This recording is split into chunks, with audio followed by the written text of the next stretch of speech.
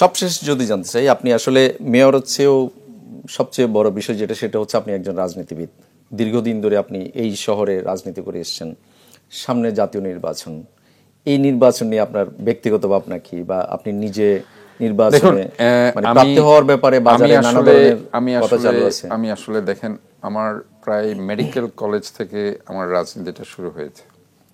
সেই 1987 সাল থেকে, যখন আমি মেডিকেল কলেজ ছাত্রদলের আহ্বায়ক হলাম এবং 89 সালে সম্মেলনের মাধ্যমে আমি যখন ছাত্রদলের প্রেসিডেন্ট হলাম, এবং 89 সাল থেকে 90, 91 ছাত্রদল আসলে আমি বেশি দিন করতে হবে, 5-6 বছর আমি করেছি, 4-5 বছর, কারণ আমি ডাক্তার হয়ে গেছি 91 সালে। ডাক্তার হয়ে যাওয়ার পরে আমি ড্যাবের পলিটিক্সে ঢুকেছিলাম, ড্যাবের সেক্রেটারি হলাম, এরপরে বিএনপির সদস্য হলাম আর ওয়ার্ডে। পরে গিয়ে চানগাঁও থানা ছিল তখন, বাকলিয়া থানা ছিল না, বাকলিয়া থানাটা পরে হয়েছে। এরপরে আলটিমেটলি গিয়ে বিএনপির পলিটিক্স ইনভলভ হলাম, বাকলিয়া থানার সেক্রেটারি হলাম, বাকলিয়া থানার প্রেসিডেন্ট হলাম, মহানগরের জয়েন্ট কনভেনার, মহানগরের সেক্রেটারি, মহানগরের প্রেসিডেন্ট, সর্বোপরি মহানগরের আহ্বায়ক। কাজেই আমার রাজনীতিটা শুরু হয়েছে একদম রুট লেভেল থেকে, ইনস্টিটিউশন থেকে। কাজে রাজনীতির জন্য আমার প্রায়, আপনারা দেখেন 87 থেকে আজকে 2025 যদি ধরেন, তাহলে প্রায় 38 বছর আমার একটা পলিটিক্যাল ক্যারিয়ার আছে। স্বাভাবিকভাবে আমারও ইচ্ছা আছে যে কেন্দ্রীয় রাজনীতি করা, কিন্তু চট্টগ্রামবাসীর আসলে মানে তাদেরও ইচ্ছা যাতে তাদেরও সেবা করি। না হয় আসলে সামনে যে নির্বাচন, সেই নির্বাচনে আমার ইচ্ছা ছিল এমপি ইলেকশন করা। তো তারপরে আমি কেন্দ্রীয় যে সিদ্ধান্ত, সেই সিদ্ধান্ত অনুযায়ী কেন্দ্র যেটাই চাই সেটা হবে, সেটা আমি মনে করি। যদি তারা আমাকে মনে করে যে না, মেয়র হিসাবে কন্টিনিউয়াসলি চালিয়ে যেতে, কন্টিনিউয়াস প্রসেসে, সেটা হবে। আদারওয়াইজ যদি 9 নং আসন, যে আসনটা থেকে আমি গতবার দাঁড়িয়েছি, যেটা চট্টগ্রাম শহরের মূল আসন, শহর যেটাকে বলা হয়, সেটাতে দরকার হলে যদি কেন্দ্র মনে করে সেটা হবে। তো আশা করছি এদের সিদ্ধান্তই চূড়ান্ত। তারা যেখানে আমাকে মনে করে যে ফিট, সে জায়গায় তারা, আমার মনে হয় আমাদের দেশনায়ক তারেক রহমান, উনি অনেক বিচক্ষণ। আমাদের দেশনেত্রী বেগম খালেদা জিয়া, উনি আমাকে অনেক পছন্দ করেন। কাজে আমি মনে করি ওনারা যেটাই সিদ্ধান্ত নেবেন সেটা হবে। তো আমি যেটা করতে চাই সেটা হচ্ছে চট্টগ্রামবাসীর জন্য আমি আসলে, তাদের অনেক সমস্যা আছে, এই সমস্যাগুলো আমি সমাধান করতে চাই। আস্তে আস্তে আমার কিছু চিন্তাভাবনা আছে, এই চিন্তাভাবনা নিয়ে আমি এগিয়ে যেতে চাই। আমি চাই চট্টগ্রামবাসী যে সমস্যাগুলো আছে, এগুলো যদি আমি কমপ্লিট না পারলেও যদি 70-80% যদি আমি সমাধান করে দিতে পারি, তাহলে পরে সেন্ট্রাল পলিটিক্সে আমি হয়তো চলে যাব। এবং সেখানে আমার, আপনারা জানেন যে 2016 সালে আমাকে একবার অর্গানাইজিং সেক্রেটারি হিসাবে নিয়ে যাওয়া হয়েছিল। পরবর্তীতে ম্যাডামই আমাকে, পরে দেশনেত্রী বেগম খালেদা জিয়া, দেশনায়ক তারেক রহমান, তারা যখন দেখলেন যে চট্টগ্রামের রাজনীতিতে আমার প্রয়োজন আছে, তখন ওনারা আমাকে সভাপতি করে, সাধারণ সম্পাদক থেকে সভাপতি করে 16 সালে আবার আমাকে এখানে দায়িত্ব দিলেন। সেই জায়গায় আমি এক নেতার এক পদ দেখে আমি সাংগঠনিক সম্পাদকটা, আমি তখন বললাম ঠিক আছে, আমি এটা থেকে পদত্যাগ করলাম।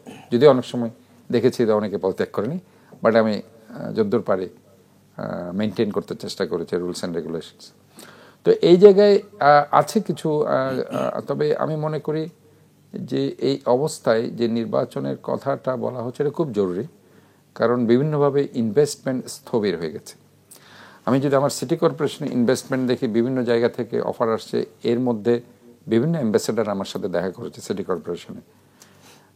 আমি যদি বলি যে আলজেরিয়া থেকে শুরু করে, ফিলিস্তিন থেকে শুরু করে, কানাডিয়ান হাই কমিশনার থেকে শুরু করে, ইউএসের চার্জ দ্য অ্যাফেয়ার্স থেকে শুরু করে, আপনার ধরেন জাপানিজ থেকে শুরু করে, সিঙ্গাপুর হাই কমিশনার থেকে শুরু করে, ইভেন নেদারল্যান্ডের অ্যাম্বাসেডার থেকে শুরু করে, lastly British high commissioner Sarah Cook, আমার রেডিসন ব্লুতে আমার সাথে অনেকক্ষণ কথা হয়েছে। তো ওভারঅল সবার সাথে আমার কথা হয়েছে, এবং তাদের যে বক্তব্য সেটা হচ্ছে ইনভেস্টমেন্টটা ইনফ্যাক্ট একটি ডেমোক্রেটিক গভর্নমেন্ট যদি না আসে, তাহলে পরে এই ইনভেস্টমেন্টের ব্যাপারে তারা ইনফ্যাক্ট সন্দেহান। কারণ তারা মনে করে যে যখন একটা রাজনৈতিক সরকার না আসবে, একটা ডেমোক্রেটিক গভর্নমেন্ট যদি না আসে, তাহলে ওই ইনভেস্টমেন্টের জায়গায় তাদের যে একটা মানে আমার নিশ্চয়তা, আমি যে ইনভেস্টমেন্ট করে আমি যে নিশ্চয়তার সাথে এটা দিতে পারছি, সে জায়গায় তারা কিন্তু অনেকটা নিশ্চিত না, যার কারণে তারা কিন্তু ইনভেস্টমেন্টটা করছে না। তো আমার মনে হয় এই জায়গায় এসে যদি আমার অর্থনীতিটাকে সার্কুলেট করতে হয়, আমার মানিটাকে সার্কুলেট করতে হয়, আমার যদি মুক্তধারার যে গণতন্ত্র এবং আপনার ধরেন অর্থনীতি সব ব্যাপারে যদি আমাদেরকে চালু করতে হয়, তাহলে ইলেকশনের কোনো বিকল্প নেই। সেক্ষেত্রে আমি বলবো যে এই ইলেকশনের জন্যই কিন্তু একটা গণতান্ত্রিক নির্বাচনের জন্যই কিন্তু আমরা গত 16 বছর আমরা ফাইট করেছি, আমরা রাজপথে আন্দোলন করেছি, বারবার মিথ্যা মামলার শিকার হয়েছি, জেলে গিয়েছি। কাজে আমি মনে করি যে জনগণ তাদের যে ভোটের অধিকার সেটা অবশ্যই তাদের পাওয়ার অধিকার রাখে। কারণ এই অধিকারের জন্যই কিন্তু এই 16 বছর অনেকে গুম হয়েছে, গুপ্ত হত্যার শিকার হয়েছে, নির্যাতনের শিকার হয়েছে, মামলা হামলার শিকার হয়েছে। সর্বোপরি জুলাই আগস্টে আমাদের ছোট্ট বাচ্চারা তাদের রাজপথে রক্তাক্ত হয়েছে, তারা উৎসর্গ করেছে দেশের জন্য, এই দেশের মানুষের অধিকার আদায়ের জন্য, একটা সাম্যের বাংলাদেশ তৈরি করার জন্য। তো কাজে এই জায়গায় এসে আমি মনে হয় যে নির্বাচনের ব্যাপারে যদি কেউ প্রশ্ন তুলে অথবা নির্বাচনটাকে নিয়ে কেউ অন্যভাবে সেটাকে ডিবেটেড করতে চায়, তাহলে আমার মনে হয় না এটা গণতন্ত্রের জন্য কোনো সুফল আসবে। কারণ আমরা যখন শুনি যে একটা গণভোট হবে অথবা না কিছু হবে, এটা কোনো কনস্টিটিউশনাল কিছু না। কনস্টিটিউশনাল হচ্ছে আপনার নির্বাচনের বাইরে যদি আমরা নন কনস্টিটিউশনাল কিছু করতে যাই, তাহলে আমাদেরকে পরবর্তী জেনারেশন কিন্তু ক্ষমা করবে না এবং সেটা গিয়ে বিতর্কের সৃষ্টি হবে। আমি এই জন্যই মনে করি যে নির্বাচনের ধারাতে হোক, মানুষ তাদের গণতান্ত্রিক অধিকার ফিরে পাক।